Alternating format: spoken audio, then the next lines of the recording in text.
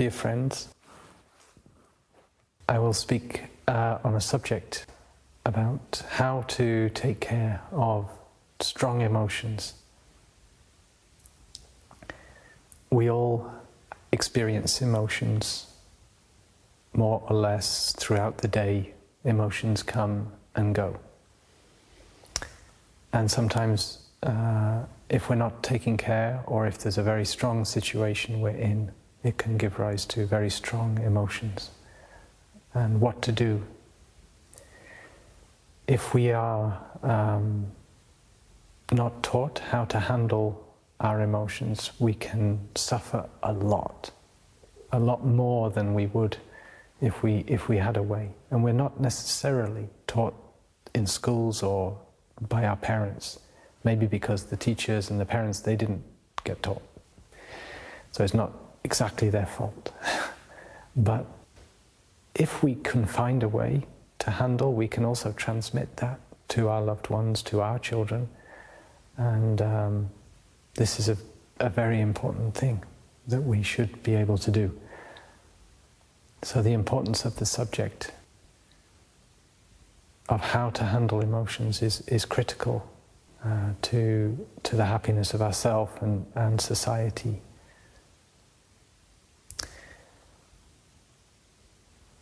So what can we do if we have a strong emotion? First of all, we have to stop and recognize this is a strong emotion. And the emotion may be anger, it may be fear, it may be loneliness, it may be despair, it may be grief. It can arise from many different circumstances. We can even be lonely in a relationship, in a family situation, or maybe it's because we're isolated, living on our own. The loneliness can also bring about other emotions like anxiety and despair. So we can have a mixture, different emotions throughout the day that can be difficult for us to handle. We may be in a situation where the society is fractured, where there is economic instability, even poverty, and the fears of and the uncertainty really destabilize us. So all the more important to have a way to come back to ourselves and cultivate stability in our mind, in our body, to be able to go through the strong situations. When we have fear of our own emotions, because we don't know how to handle them, that is another suffering we give ourselves. Because we are constantly needing to run away from our emotions. And we have to find a way to get away from them because we're frightened of them, they overwhelm us, and they can really destabilize us. So if we are not knowing how to take care, we're going to seek ways to run away. And society offers us many ways to do that, through the media, through films, and we take refuge in these things. It can also be alcohol, just a lot of socializing. It can be our work. We can numb ourselves to our emotions. But eventually, what happens is they build up anyway, because the cause has not been taken care of. The need has not been met that is behind the emotions. And then we can be hit very badly at a certain point. We cry for help, and that is good, but why didn't we cry for help before?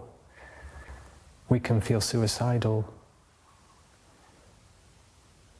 We should know that we should not need to die or get to that stage before we help ourselves, either by asking for help or learning how to handle these emotions. Emotions are natural, and they actually can help be our friends if we learn how to handle them, because they can show us what we're needing in a particular moment. So if we can learn not to be frightened of our emotions. So, how to do this? How to take care of a strong emotion when it arises? The first thing to do is to stop. It's like we recognize, this is an emotion, and I know it has the capacity to make me want to run away, to go. Maybe actually, the first thing we notice is the urge to do the running away, to go to Netflix, to go to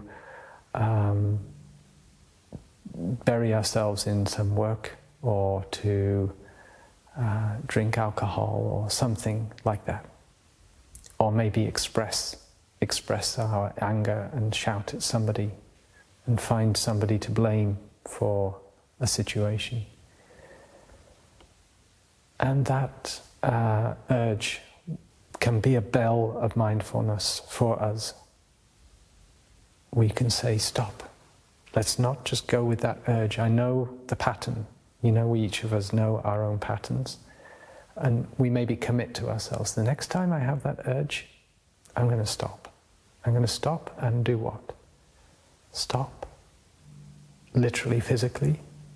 Maybe close your eyes and come back to our breathing.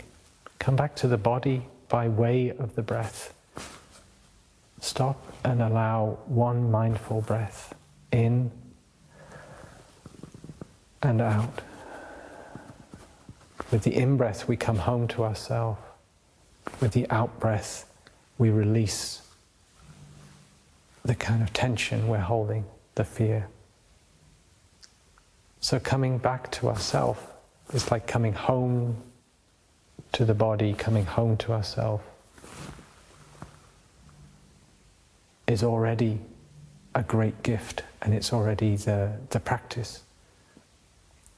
Because what we're talking about here is finding a way that we can actually be with the emotion as it's happening. To be there for ourselves like a true friend, a friend in need. And learning how to be a friend for ourselves, that when we're in need we can be there for ourselves. And for that we need stability, we need compassion, we need love, and we need non-fear to relate to ourselves, to be there for ourselves in that moment. So the first thing, stopping, coming back to ourselves, just paying attention to the breath, finding ourselves where we are in the present moment, and just recognizing, here I am with this emotion, and yet I can breathe, yet I can relax my shoulders, I can sit up straight, I can allow the breath to come in, and even the physical feeling of breath coming in the body, already giving some air to the situation. When we have a strong emotion, you can have the image of drowning, being overwhelmed. So we need to come up for air. So coming back to the breath is like coming up for air. We breathe, and we only breathe, we just pay attention to the breath, giving ourselves 100% to the experience of, simple experience of the in-breath and the out-breath. Allowing the air to really fill our lungs, breathing deeply, and with the out-breath, relaxing. This we can do just with one in-breath and out-breath. We already touch something different. And with a few in-breaths and out-breaths like that, we can also bring a smile to our lips and smile to what is there. We need to say, "Dear emotion, I know you are there. I know you have a reason to be there, and I'm going to take care of you. I'm going to be there for you." And we smile to our anger. We smile to our fear.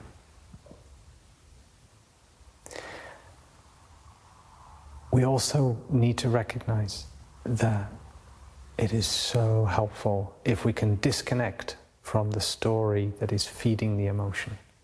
You see, one of the fears about the emotions is that it defines us, it becomes something we are worried if we give attention to it, it will overwhelm us and and then we have a story that goes with it. About ourselves, maybe it includes shame, these things. It can include anger or fear. So it's like a double effect. So taking ourselves away from the story that is feeding the emotion can be very, very beneficial, and actually essential part of the practice of taking care. Disengage from the story, the thinking. Maybe you even need to take yourself out of a certain situation. Go for a walk in nature. Find a quiet spot to sit, in the house or outside. And in your own mind, see the story or the thinking that you are doing. Know that thinking about the situation and how you're relating to it is probably feeding the emotion. So coming back to the breath, and only the breath, the physical sensation, coming back to the feeling of arriving home in the body, is a way to also disconnect from the thinking and the analysis, which doesn't help.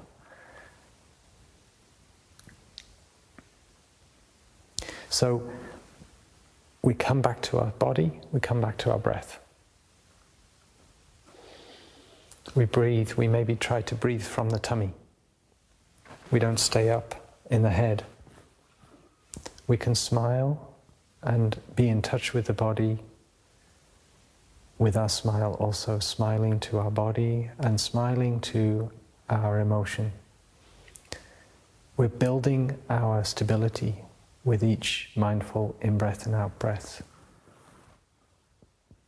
We're becoming more able to be there with our emotion. So at first we maybe just touch it. I know you're there, you're quite overwhelming at the moment, but actually, so I come back just to my breath.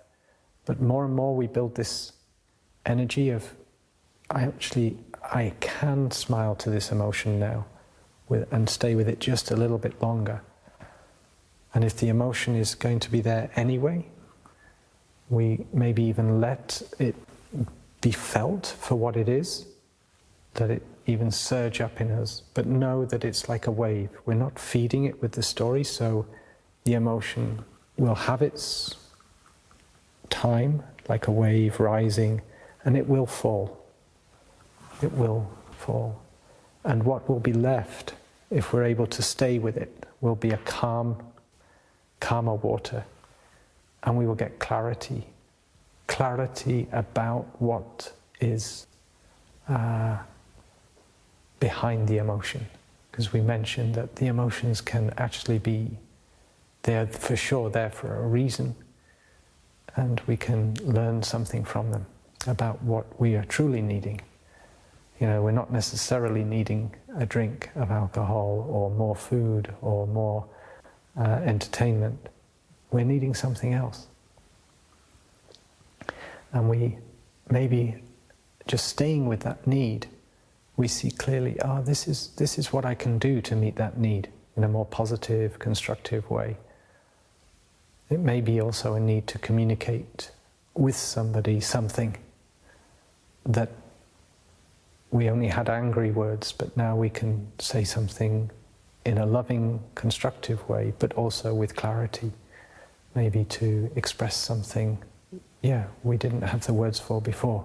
So this can be the fruit of just simply staying with one emotion. And once we've learned to do it with one emotion, we know we can apply it through our life. We may find ourselves running away anyway, many times out of our habit energy. So how important to build the habit energy of stopping, breathing, coming back to ourselves, and being there for our emotions. And as I said at the beginning, if we can do that for just our regular emotions, then we will be able to do it for our strong emotions when they arise more easily. So I know that this practice can take courage, and it can be very easy to go in the other way, to just take refuge in the usual way we do. But it's so important that we can find this way to be there for our emotions, take care, handle them in such a way that we can come out the other side with clarity and with confidence in ourselves and compassion for ourselves, and that we can also then offer to others. So thank you for your practice.